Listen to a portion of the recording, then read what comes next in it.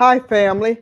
Thank you for joining me again. I'm looking forward to sharing with you what I have been sharing and walking us through about Balaam, because Balaam is the scripture's template of a false prophet.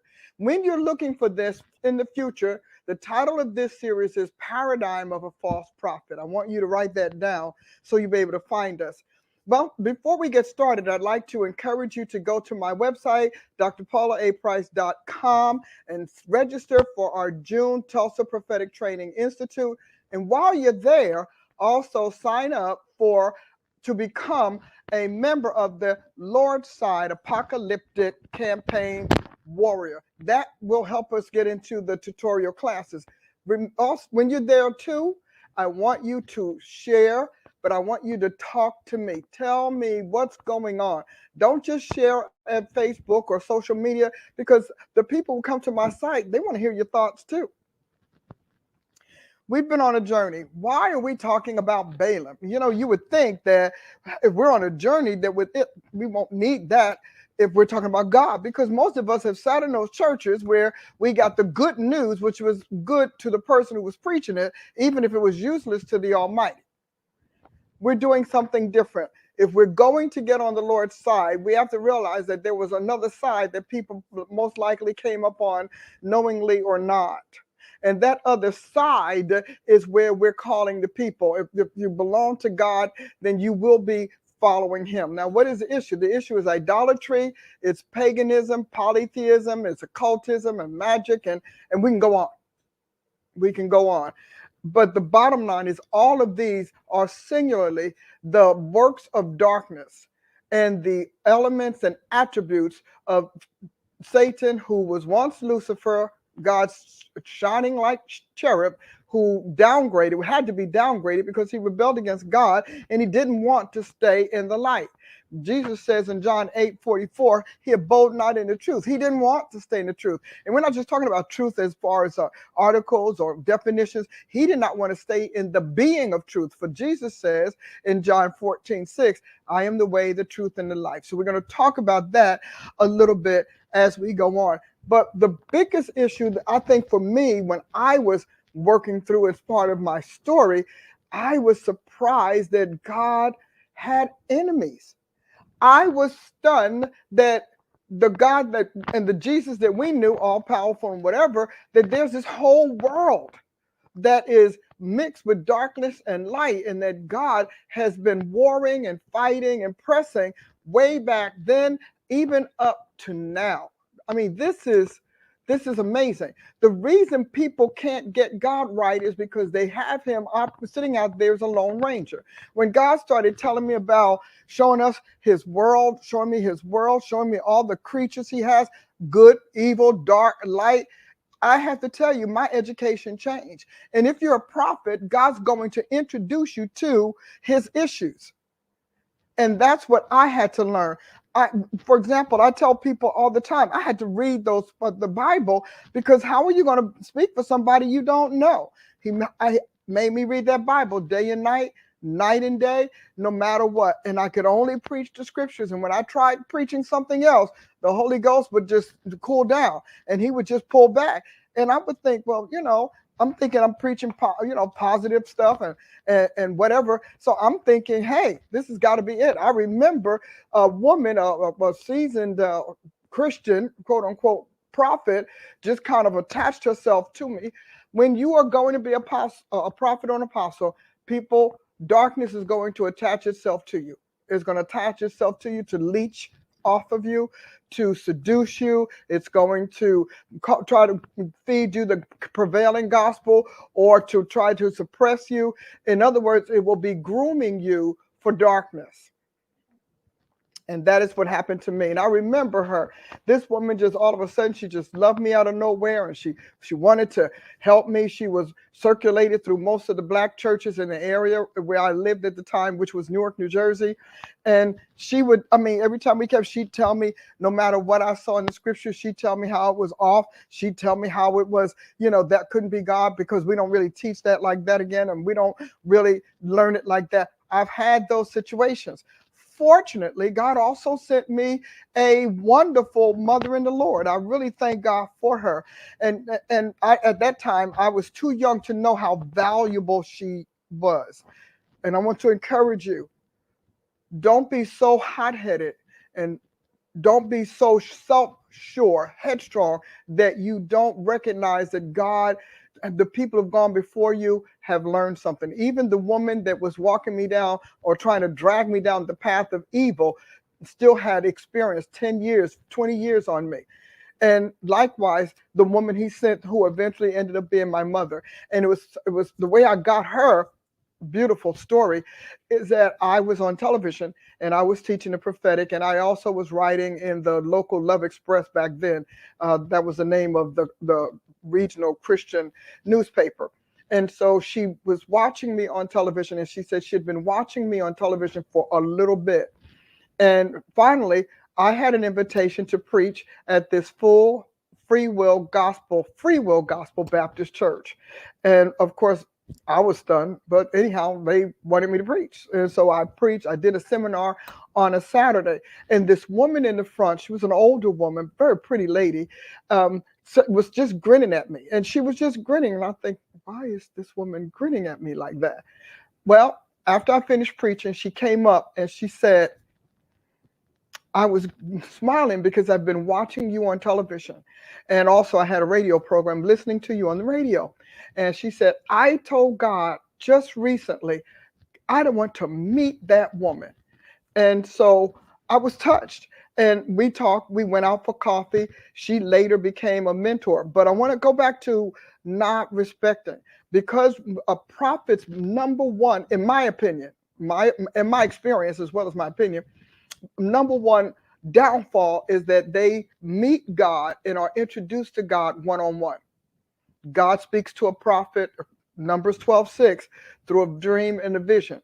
And so based on that, you think the totality of what happens between you and God in your prayer closet is the maximum that God could give you. And you are you're this kind of cloistered child. And so what you hear from God is what's to be known, no more, no less. And I was that. And unfortunately, even at this stage, this was many, many years ago, but even at this stage, I regret that I didn't listen to that woman who was amazing. She took me to her house. She had a library that was astounding. She is how I ended up with the dictionary. And so she taught me, I would go every Saturday and she'd teach me the theology, because she had a school, she had a university. And so she would teach me the theology of Christianity and all of that. But she kept saying, but Paula, nobody has what you have. Now, at that point, I couldn't even tell you what I had. But I was cocky enough to think that I did not need to listen to her, or that she and I were not in the same place, even though she had it covered pretty much 3 states. And she tried to tell me about the scriptures. She tried to tell me about different Bibles and how certain things were left out of the Bible. And oh my goodness, I went buck wild and crazy. But she also read some of my work. And she said, in order for your work to be understood, you have got to begin to how does she say, give definitions? Put a glossary, she told me, after every class. Have some sort of a lexicon. She taught me how to do that. And she said, because what you're doing is for the future. And the people that you'll talk to won't be future. They'll be people from my generation and the present who won't understand what you're saying. And even with that, it still took me something like 7 or 8 years. But I spent time with her, and I mean, she poured into me. She was training me as much as theology could go, because people wonder how I got it, but as theology could go. But this other woman, she was getting me in the in crowd. I was getting in the doors of churches. I was being able to come up and pray for people. At the end of services, I was just thrilled. But that woman kept telling me how God was raising me was wrong. Even though she liked what I said, she loved how I taught, she kept telling me it was not going to fly in the churches. So here I have these two two things. And so God's a basic God. You know, I know we think that he's so complex that we can't figure him out. God just basically said, who's telling you, who's talking to you about me? Who's celebrating me? Who's taking you to my scriptures? Who's showing you my path? Whose life has been that? I remember that the woman that ultimately became my mother in the Lord, I remember her saying that that the Free Will Baptists believe in praying in tongues, but you didn't do it in public. She said she'd never heard anybody do it in public or out loud. And so she would ask me to pray with her, and all of a sudden, I'm going in tongues. I don't know any different, and I'm just going, oh, I'm tearing it up. And she would just stop and look, and I used to say, oh man, maybe I shouldn't be doing that. And this is what she said. She said, if I had not met you, I wouldn't have known that I could know God like that. I wouldn't have known that I could talk to God and I can speak to him. And she kept telling me, Paula, let God lead you and don't change. Now, so the other woman is saying change. This one is saying don't change. And I don't know who this part of my story and journey is for, but I would tell you, be careful of who you align yourself with and who you yield yourself to. Down the line, I'm going to talk to you about your prophet's pedigree, because every prophet has a pedigree.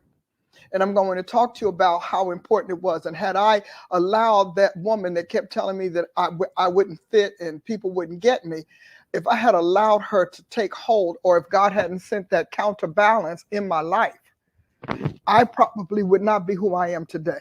I'm pretty convinced that I will not be who I am today, because she kept me in the righteousness. Even when I was talking about my material, she was telling me, now this is when she would read my work, she would say, now this is an amplification or explanation of that. And we would go on. And I really, now I say to you, I was sad. I was, at that time, I'm new to the Lord, new to the prophetic. I'm a wife, I'm a mother. I've got 3 children, all girls, and I'm trying to build this ministry, and it just was untimely in my life.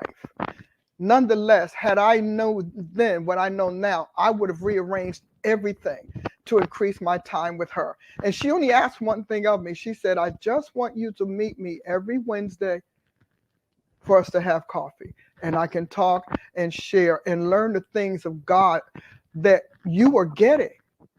And I can enjoy that time. But my life got so crazy. Some days I could make it and some days I couldn't. And then I remembered that I drifted away from this wonderful lady. And maybe I was drifted away for about several months, maybe a couple of years. I think it was a couple of years. And then I heard that she died. And I will never forget. I look forward to meeting that woman in heaven and just letting her know how powerful she was in my life. And I'm going to end this story with a question. Do you have someone who is really of God, who is really knowledgeable and devoted to the Lord, that God put you with, that you are blowing off, or that you think is not modern and not cool enough? Because if so, you will regret that. If that person, and most times people who come to you with the word, who stay with the word, keep you in God's word, walk you in the spirit, those are the people that novices either cling to or flee from. I did the latter. And at the time I had with her was absolutely marvelous. Loved her to pieces. But I had this other one who was getting me indoors. And some of you are about to make the same mistake. Some of you, God gave you the mentor, gave you the matriarch, the patriarch that he wanted you to be nurtured by, but they aren't cool. And they're talking about the slow way. You want to hurry up and snatch it and grab it. Let's get some slogans. Let's get some slingo and lingo. But I want to say to you, you'll regret that, because I do. I don't have too many regrets in my 40-something year journey with God, but that is one that I do regret. Next time I'll tell you about the other woman that he sent me that also helped me, because many times people like, well, who was your mentor? Who did this? I had them. Not a lot of people could. And she told me that. She said, Paula, you're smart. You're bright, and you grasp God in ways other people don't think. And you're going to have a lot of problems with that, because many people are going to shy away from you on account of your quickness of mind and my grasp of God. She would have been a great mentor for me had I even understood, even though she was coming at the end of her life. So I'm warning those of you, I'm cautioning you, I'm not warning you, but I caution you, don't get so caught up with the young and the fancy and the free. Don't get so caught up in that you don't realize or cherish the real true gifts that God gave you. I'm going to close on this, the account of Rehoboam when Solomon died. It's very interesting because Rehoboam heard from the people who had held the fort all that long, the councils and all of the sages of his father, and they told him all of the things to do. Your father made us mad. He did all of those things. He turned in the end. You don't want to do that if you want to keep the people.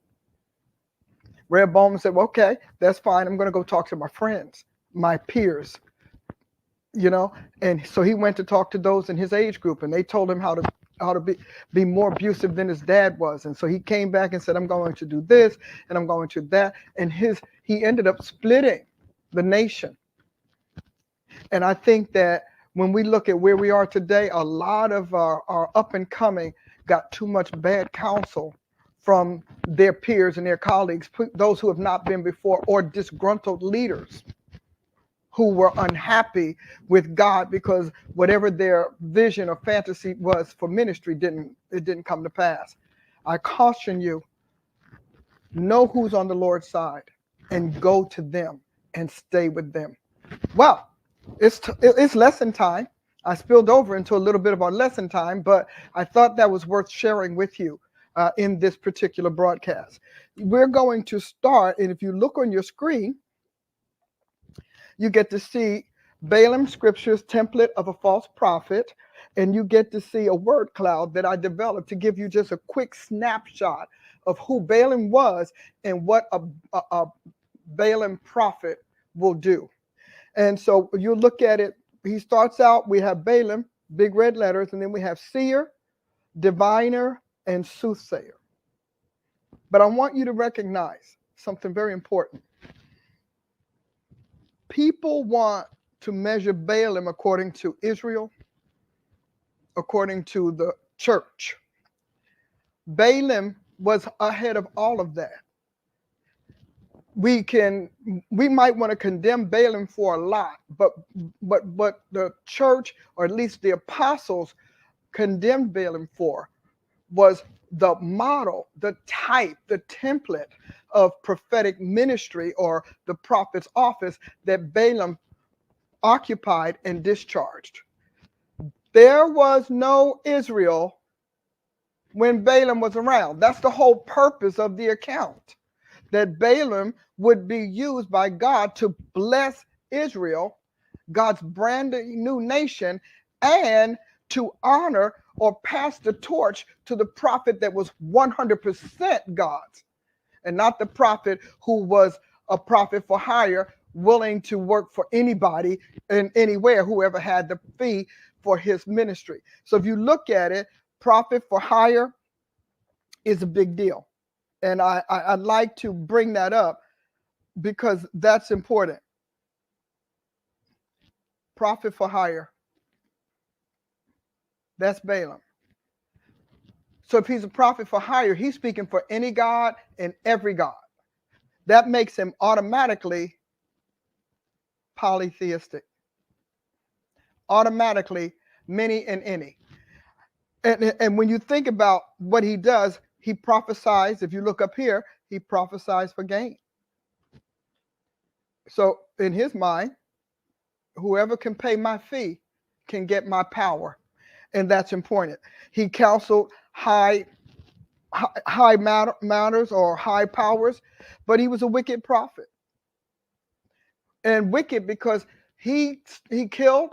It says whoever Balaam said would live. Whoever he said would die. So he killed as a mercenary prophet, as an assassin. His words condemned, and he literally took the life out of people. And so he was also, Balaam, was an astrologer. He was an astrologer because in the end, when he finally realized God, he said he starts seeing Jesus Christ in the constellations. Hey, happens. He was pantheistic, it's meaning everything and anything was God or held God powers and a godlike authority. But he was greedy for gain. That's what Peter said, greedy for gain. And I thought you'd find that very interesting that he was. But the thing that I want you to get, he was an orgiastic prophet. Why? Well, research the Baal Peor incident with the Moabites. He literally caused Israel to have this orgy with the Moabites, which would automatically court God's favor or court God's disfavor and judgment. And that's one of those Lord side things that Scripture covers. The one thing I want you to see about him that's important, and that is there was no Israeli prophet because there was no Israel. So when you read, and I'm always thinking that when I read the theological commentaries about him, you have to be careful when you're reading the scriptures. You need to be very careful, very wary of assuming that the church has always existed.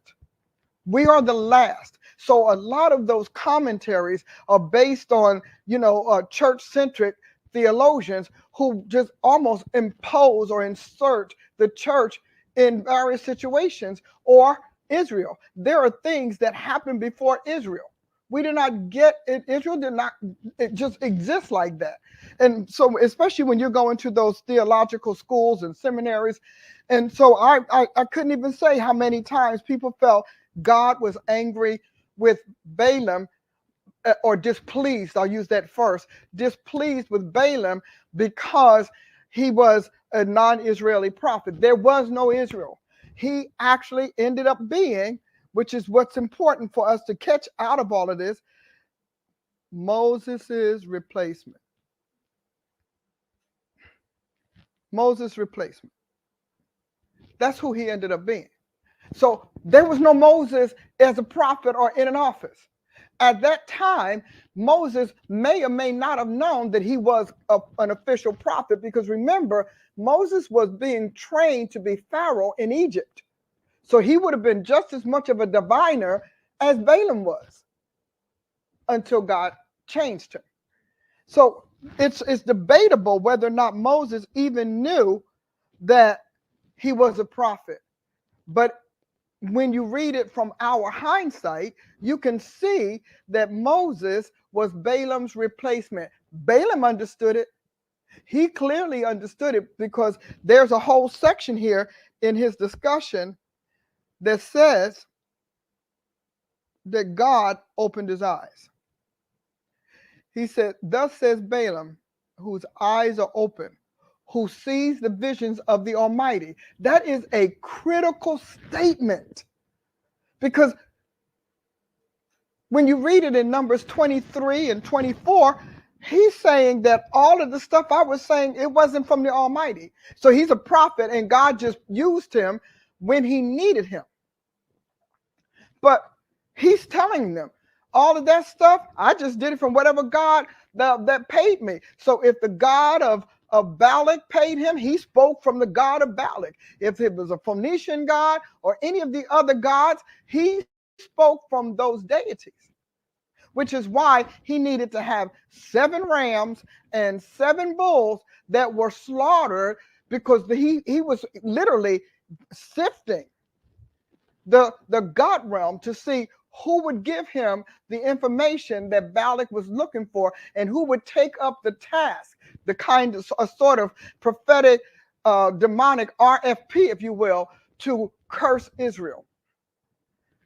I think that's a powerful thing, because we often, and I've been looking at this and looking at this and looking at this, and I keep thinking, how were they tying this to Israel when Israel had yet to come into their nationhood? Balaam served the region. He was a regional prophet. He served the region. Did you hear me say region? And he was for hire as an advisor, as an occult consultant. I'll tell you in a moment where that is. But he was a prophet for hire for anyone who could pay his diviner's fee. And when Balak was angry with him, but Balaam was frustrated, which is why he came back at Israel, because he did not earn his diviner's fee. He found out how potent the Most High God was. So God was just pretty much letting him just roll along. And he's just, God just kept himself in that whole, realm of God. But Balaam didn't know God. He never knew him. He said that. He said, "Thus says Balaam." I think that is such to me, an amazing thing. He said, "Thus says Balaam, whose eyes are open." I want to say that because he says this, and this is something important. I want you to write this down for you to read these accounts and read it with the lights on. Because a lot of times we read things with our own personal understanding, but we have the hood of our preferred doctrine that we want to use. So Numbers, I'm going to close on this because it's important. Numbers 24:1. Understanding false prophets is useless without you getting the Balaam backdrop. And when Balaam saw that it pleased the Lord to bless Israel, he went not as other times to seek enchantments, but he set his face toward the wilderness. I mean, that's a powerful thing. In other words, he did not do his usual magical, occultic, secret arts, but turning his face toward the wasteland. And it says 24:2, and lifting up his eyes, he saw Israel there. For the first time, they were no longer a mob of people that he was being paid to destroy with his mantle, with his prophetics. He was no longer that. And he saw them with their tents and the order of their tribes, and the Spirit of God came upon him. Now understand this. Israel is not in front of Balaam. Balaam is out there trying to win this fee with Balak. But God opens his eyes, and he opens his prophet's eyes. Oh, somebody, I just don't even have a bell. I'm all excited. But he opened his prophet's eyes. That means they were never open, people. They were never open. His prophetic spirit, his prophet spirit was working. His native prophet spirit, his inherent prophet spirit. But he never ever had his prophet's eyes open. So he never saw the fullness of what he's doing. It's kind of like the Christians who are okay going hunting and killing animals. I'm not making a judgment call on that one way or the other, but they don't, in their mind, that is not a creature. It doesn't have feelings. It is a target. And that's what Israel was to Balaam, a target. And all of a sudden, he realizes, because he does have an interaction with God, the Most High God, but all of a sudden, his eyes are open and he's in their tents and moved by the Spirit, the Holy Spirit, not just his prophet spirit. These are the words of Balaam, son of Beor, the words of the man whose eyes are open. Hear me, because you all are following these prophets and you don't know that God opened their eyes, or you don't know who opened their eyes. You don't know if their eyes were opened by a Balaam prophet, by a Jesus prophet, by the Spirit of God, or seducing spirit. You don't know that. You just assume that if it's predictive, it's got to be God. And he said, whose eyes are open. Number 24:4. He says, whose ears are open. Do you hear me? I don't know if you hear me. This is real good stuff. This is how to know. And also how to phrase the questions that you need to ask to find out, what God is this prophet talking for? What God? Because all this time, Balaam was talking for whoever paid. And that is why God fought him when he first got the invitation to go and curse Israel. And then God was going to let him know, I will kill you if you hurt these people. So the angel is standing there with the sword drawn because Balaam has already rebelled against God by finally saying, well, okay, I'll go. Because he wanted to go get the money. And God needed a prophet, the only prophet that was high enough and big enough in that region, in that era, to bless his people, his brand new nation, and to hand the torch over to Moses.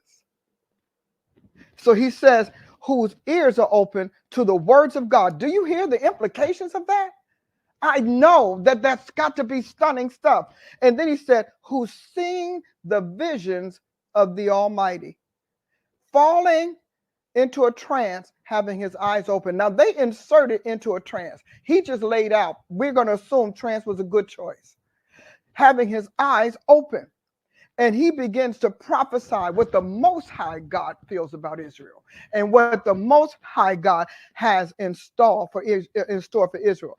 And he gets the whole thing because his mantle is real. That spirit is real. He talks about how God brought them out, how good their tents are, and what God feels about this brand new nation that he has gone through great pains to deliver from captivity. And he look at that. Numbers 4, I love this, 24 now. He couched down, he lay down as a lion and as a great lion. Who shall stir him up? Blessed is he that blessed thee, and cursed is he that cursed thee. He knows this nation, he's cursed a lot of nations, and it worked. He has taken out a lot of nations, a lot of militaries and armies, and it worked. But not this one. And he knows it's not this one because he's hearing what he's never heard before. His auditory is open to the Almighty. Now that means that God had never unsealed his ears and had never unsealed his eyes up until that moment. And I would imagine that was really astounding. And he goes on, he gave a parable in verse 24:15, and he says, he's heard the words of God and knew. Look, 24. Oh my God. See, this is something you don't get taught. So you don't even know if your eyes are open to God. You just know your eyes is open. Your eyes are open to the intangible or to the invisible and the incorporeal. But you don't know if God is talking. And you can't know that. The only reason Balaam knew that was God was because he never had an experience with God like that before. And he realized that this was the only God he did not know. Goes back to Paul on Mars Hill, the unknown God. And so he goes on in chapter 24, verse 16, he says, he has said, which heard the words of God and knew the knowledge of the Most High and saw the vision of the Almighty, falling into a trance, but having his eyes open. And he goes and he prophesies Jesus. Numbers 24:17, I see him, but not now. I shall behold him, but not near. There shall come a star out of Jacob, and a scepter rise out of Israel, and shall smite the corners of Moab and destroy the children of Sheth. And he goes on to talk about Jesus's inheritance over all these nations. And then in verse 23, I love, and he took up his parable and said, alas, who shall live when God does this? After that, of course, Balak is mad. He's not going to get paid.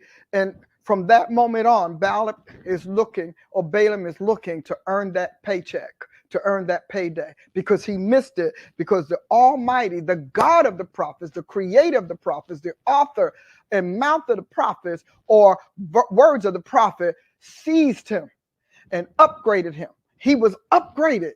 Oh, somebody, guys, I got to leave you tonight. I am blown away myself. Now, I've studied this many, many times. I don't know if I've ever taught it like this over the air. I know I've taught it to my people, but look at the criteria of a prophet. Balaam has the whole thing. He said, look at this, verse 2, 24:2. He lifted up his eyes. He saw what God saw, and he heard what God said and what God felt. And he goes on, and this is just, I don't even know how to just calm myself, but this is how you know. So Balaam is the archetypical model and template of a prophet outside of Abel. But Abel is gone, and everything about Abel is gone, washed away in the flood.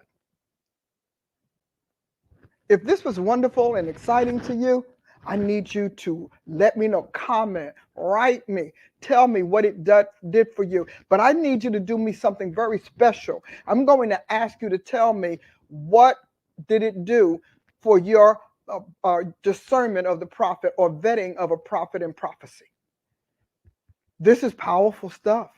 And this is the stuff that the enemy doesn't want and wants to fight you and me because he never wanted you to know how to tell a Balaam prophet from a Christ prophet. And it gets better as we go forward. Why do you need to know? Because God starts everything with a prophet. So if I'm going to train you for the wars to come and the warfare to come, I've got to start where God starts. Have a blessed time. Stop by my store at my website, drpaulaaprice.com, and get some of that Biotic Gospel merchandise. And then share this. Share, and then share again. God bless you. And remember, we are on the Lord's side. So let's stand with him. Forever.